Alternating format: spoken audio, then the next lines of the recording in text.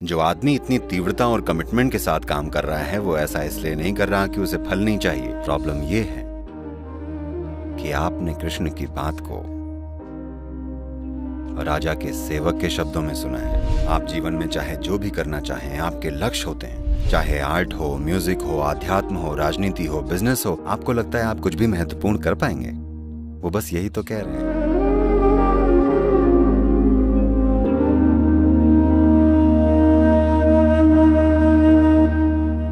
भगवत गीता में भगवान श्री कृष्ण हमें फल की चिंता छोड़कर कोशिश करते रहने का उपदेश देते हैं। पर मुझे काम करते जाना और नतीजों पर ध्यान ना देना बहुत ज़्यादा मुश्किल लगता है, और मैं जानना चाहती हूँ कि हम ये कैसे करें, बिना फल के बारे में सोचे, कैसे बस प्रयास करते रहे।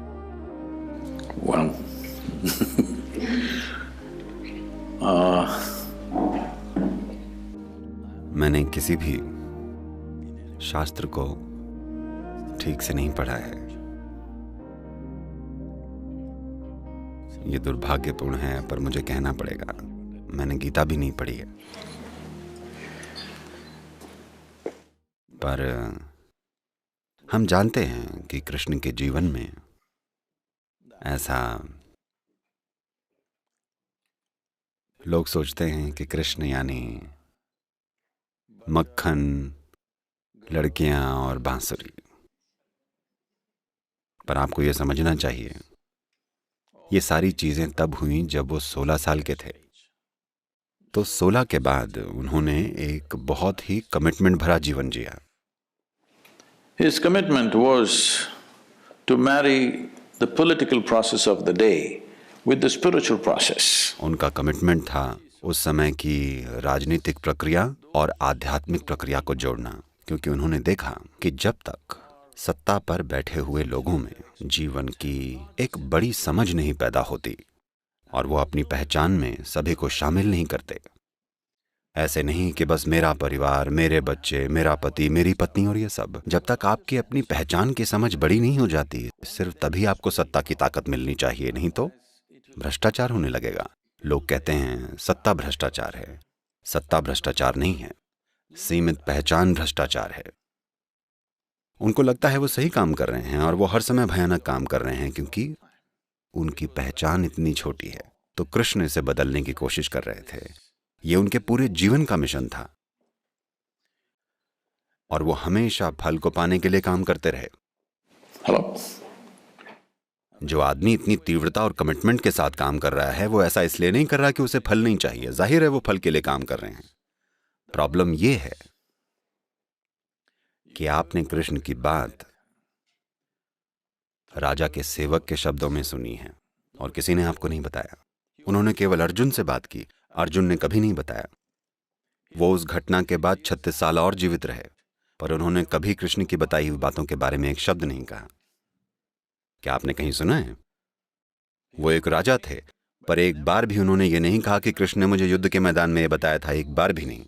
तो जो कुछ भी आपने सुना है वो केवल संजय से सुना है, जो कि राजा के एक सेवक थे। आपको राजा के सेवक के गुण को समझना चाहिए, वो बड़े भरोसेमंद होते हैं। देखिए, अगर आप मान लीजिए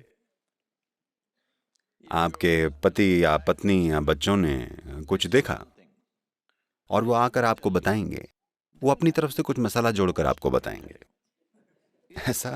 ऐसा होना हर इंसान के लिए स्वाभाविक है। उनकी अपनी राय, विचार, दूसरी चीजें अपने आप उनकी बातों में शामिल हो जाएंगी।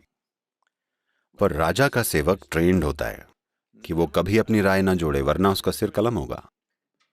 वो एक एक शब्द वैसा ही दोहराएगा जैसा कहा गया है। तो वो एक तरह के प्राचीन टेप रिकॉर्डर हैं।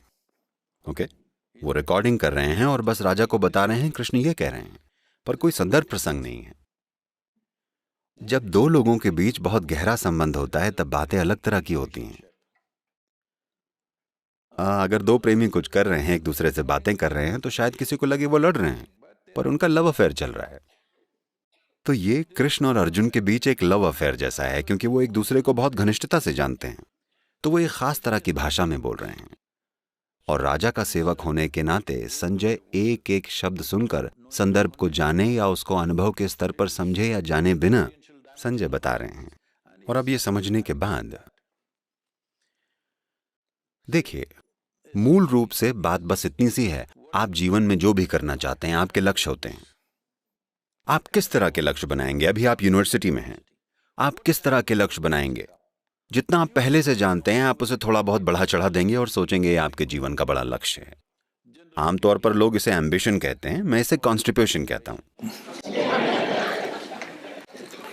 क्योंकि आप जीवन को थोड़ा थोड़ा करके संभालने की कोशिश कर रहे हैं, बिल्कुल कब्ज की तरह। अगर आपका एक लक्ष्य है तो आपका लक्ष्य कोई बिल्कुल नई चीज नहीं हो सकता। आप जो पहले से जानते हैं, आपका लक्ष्य बस उसका एक बड़ा रूप होगा, है या नहीं? क्या आप कोई ऐसा लक्ष्य सोच सकते हैं जिसके बारे में आप कुछ नहीं जानते? ये कैसे संभव होगा? तो वो क्या कह रहे हैं समझिएगा, कि आपने एक दिशा चुन ली है, लेकिन You have to be dedicated to the process. Otherwise, goal will just be hallucination. आपको प्रोसेस को लेकर समर्पित होना पड़ेगा, वरना लक्ष्य केवल एक भ्रम रह जाएगा। अगर आप एक काम कीजिए, ऐसा कीजिए, बस ये वाली सांस मत लीजिए, अगली वाली लीजिए। मैं देखूं तो? मैं नहीं कर सकती। बस यही तो वो कह रहे हैं।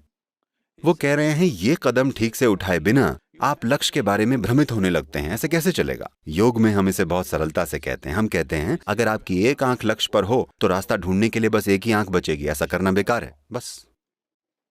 तो वो ये कह रहे हैं कि लड़ाई में अगर आप सक्षम नहीं हैं तो ऐसा नहीं है कि आपका इंक्रीमेंट या प्रमोशन नहीं हो पाएगा, आप बस मार दिए जाएंगे। Hello? लड़ाई के बीच में अगर आप निकम्मे हैं तो आपको लगता है आप बस अपने मार्क्स वगैरह खो देंगी? क्या आप बस अपने ग्रेड्स वगैरह खो देंगी? नहीं, आप उसी शाम गाड़ दिए जाएंगे। तो कृष्ण उन्हें बता रहे हैं, क्योंकि अर्जुन बोल रहे हैं मैं इन सभी लोगों को मार कर कैसे राजा बन जाऊं। वो कहते हैं आप अभी राजा बने नहीं हैं, आपको पहले इस आदमी को ठीक से तीर मारना होगा, वरना आप राजा नहीं, आज शाम आपको गाड़ दिया जाएगा। कृष्ण बस उन्हें यही बताने की कोशिश कर रहे हैं। क्या ये गलत है? तो पता है, हर साल नवंबर के महीने में हमारे यहाँ एक बिजनेस इवेंट होता है। तो पिछले साल भी 200 CEO आए थे, इस नवंबर में भी ये होगा। और वो आते हैं, देखते हैं कि कैसे ईशा फाउंडेशन बिना किसी अड़चन के चलता है। तरह तरह की गतिविधियां होती हैं, सारे के सारे वॉलंटियर्स हैं। आपको पता है वॉलंटियर कौन होता है? वो जिसे काम की ट्रेनिंग नहीं दी गई होती है।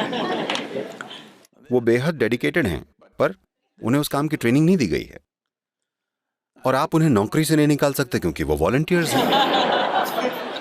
अगर आपने उन्हें नौकरी दी होती आप उन्हें निकाल सकते, वो वॉलंटियर्स हैं, कैसे निकालें? नहीं निकाल सकते। तो उन्होंने ये देखा और बोले सद्गुरु, हम IIT और IAM से सबसे बढ़िया लोग चुनकर लेके आते हैं, लेकिन आप सिर्फ वॉलंटियर्स के साथ काम कर रहे हैं और आपका ऑर्गेनाइजेशन हमारी कंपनियों से बेहतर काम कर रहा है, ये कैसे हो रहा है? मैंने कहा देखिए, आप सब लक्ष्य को लेकर डेडिकेटेड हैं। यहां मैंने लगातार लोगों में ये भाव जगाया है कि आप पूरी तरह प्रोसेस को लेकर समर्पित हों। अभी आप जो कर रहे हैं उसे अच्छे से कीजिए। उनमें से ज्यादातर तो ये भी नहीं जानते कि मैं उन्हें कहां लेकर जा रहा हूं, ठीक है? वो बस किसी प्रोजेक्ट पर काम कर रहे हैं, उन्हें नहीं पता कि लक्ष्य क्या है। मेरा लक्ष्य कुछ और है, अगर मैं उन्हें अभी बता दूं तो वो हिल जाएंगे क्योंकि मेरे लक्ष्य इतने बड़े हैं कि वो हार मान लेंगे। तो अब हमने उनमें ये बात डाल दी है कि आप बस इस प्रोसेस में पूरी तरह से भागीदारी लीजिए। पहले भागीदारी लेने की खुशी को जानिए सबसे पहले। बिना पूरी भक्ति के भाव को लिए आप जो भी कर रहे हैं, आप अपने जीवन में कुछ भी महत्वपूर्ण नहीं कर पाएंगे। चाहे आर्ट हो, म्यूजिक हो, आध्यात्म हो, राजनीति हो, बिजनेस हो, कुछ भी ले लीजिए। बिना उस प्रोसेस के प्रति समर्पित हुए आप जो भी काम कर रहे हैं, आपको लगता है आप कुछ भी महत्वपूर्ण कर सकते हैं? कृष्ण बस यही तो कह रहे हैं।